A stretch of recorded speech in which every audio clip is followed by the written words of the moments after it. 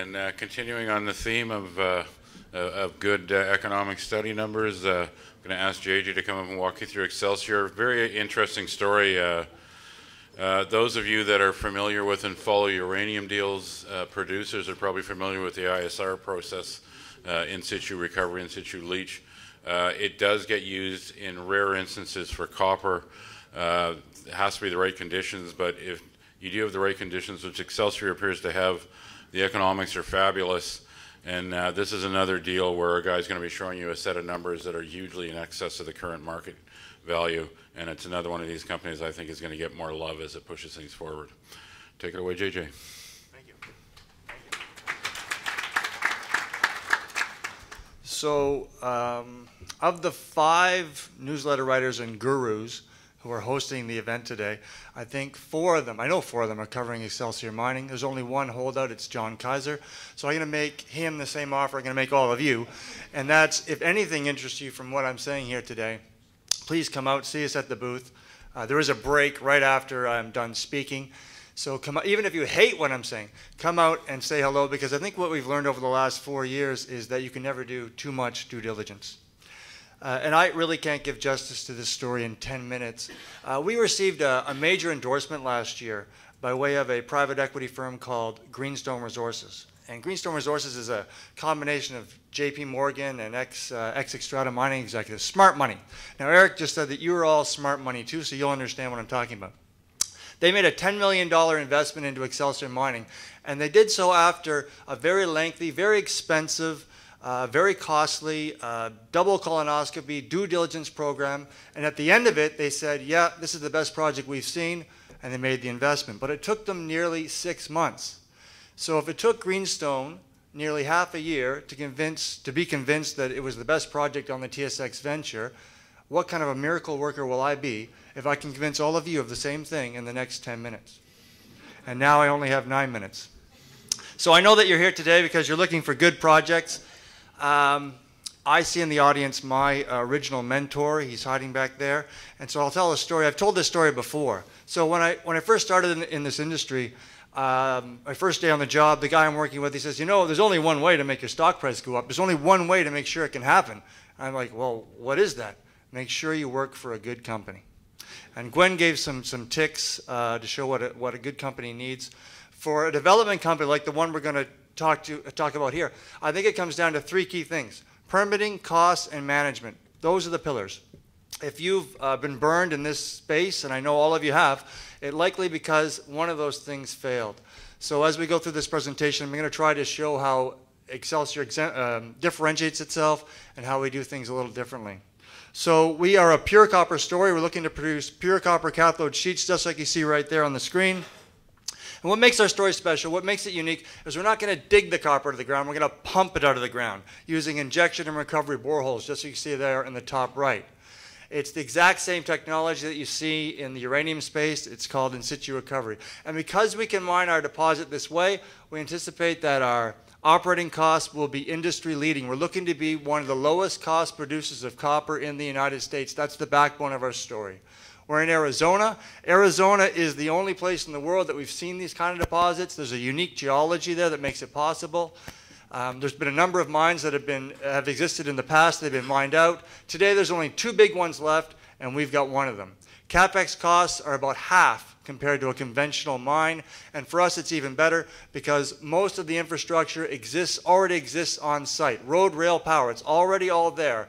And you see an example in the bottom right. That's the Union Pacific Railway. It runs right through our project. And what you don't see in that picture is the key to our permitting story.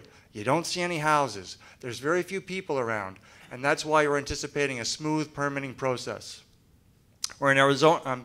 It's a big deposit, 3.6 billion pounds in the reserve today, more than enough metal now for a 20-year mine life and beyond.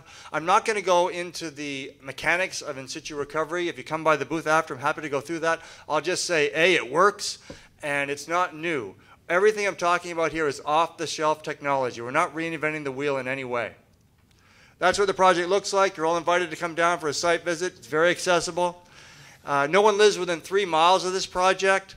There is no community of any significant size nearby, and that is the key to our permitting story. That's our trump card, because 9 times out of 10, when a project gets held up in the permitting process, it's because of community pushback. And no matter what you may hear, there is no community out there that unanimously wants a mine near their house. It's far better to be in a remote area like this one. We're not in any competition with anyone for water. There are no water wells in the area. We cannot contaminate anyone's water. It's not possible. We've done biodiversity studies. There's no fancy bats, no fancy cacti on the project. We've done anthropology studies. There's no native burial sites on the property. All of these things that I'm listing right now are issues which are holding up other projects in the United States and specifically in Arizona. But none of these issues, and I can list another dozen, will ever have an opportunity to slow down Excelsior. And I'll give you one really quick example. There's a project in Arizona, it's high profile, fantastic asset, but it's got a jaguar living nearby. And the presence of that cat and the habitat for that cat is going to slow down the permitting process for that project, because the regulators have to look at it, and the community is going to make sure the regulators look at it. You skip over to our project. If every single one of you in this room were to go out and rob a zoo, come down to our project with every exotic species that ever existed on Noah's Ark and let them all run around free on our project, the regulators are going to say, it's not an issue here, because this property, Excelsior's property, is not conducive to endangered species. When it comes to permitting, and I bet you, I haven't heard everyone's presentation today, I bet you I'm the one that spoke about permitting the most, and I think it's the most important issue on the table for any mining company. When it comes to permitting, location is the key, and we believe we've got an ideal location. And as a final piece of proof, right beside our project, contiguous to the property, is an operating copper mine. So that's a bit on permitting. So I'm going to move on to costs. These are the results of our pre-feasibility study, came out about 1.5 years ago. Industry-leading numbers, all revolving around that very low operating cost you see there of 69 cents a pound. So that's our target. That's where we're heading. If we're looking to produce copper at well under $1 a pound operating cost, which would make us one of the lowest cost producers of copper in the United States. That's also the key to our risk management. The spot price for copper can come way down lower than it is today. We're still in business. Our competitors are out of business. The big number there, the NPV, $820 million.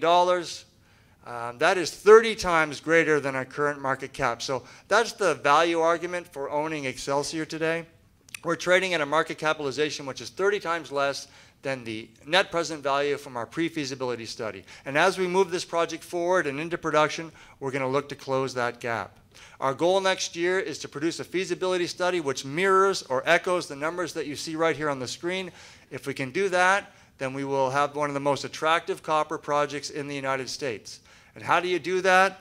How do you replicate these numbers? It all starts and ends with having a good management team, a real management team. I know everyone says they've got great management. I like to say that we've got a real management team. These guys, Stephen Twyrold, Roland Goodgame, they have put mines into production, they've operated mines, they have genuine operations experience. Another good sign that you've got a good management team is that they actually have skin in the game.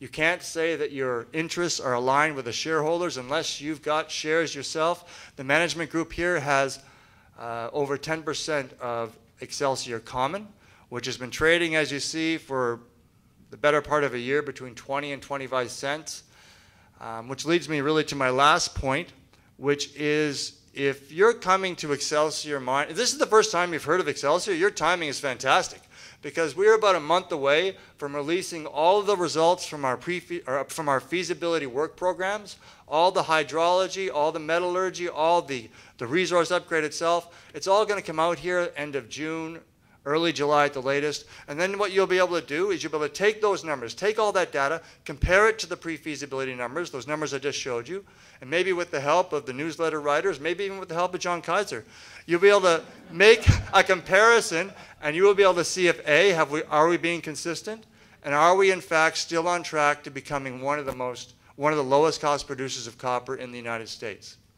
So I am out of time. Actually, I've got some time. I don't know how that's possible. That was very impressive. But thank you. I have left off the most dramatic and exciting parts of this presentation, but to hear those, you'll have to come visit me at the booth. Thank you.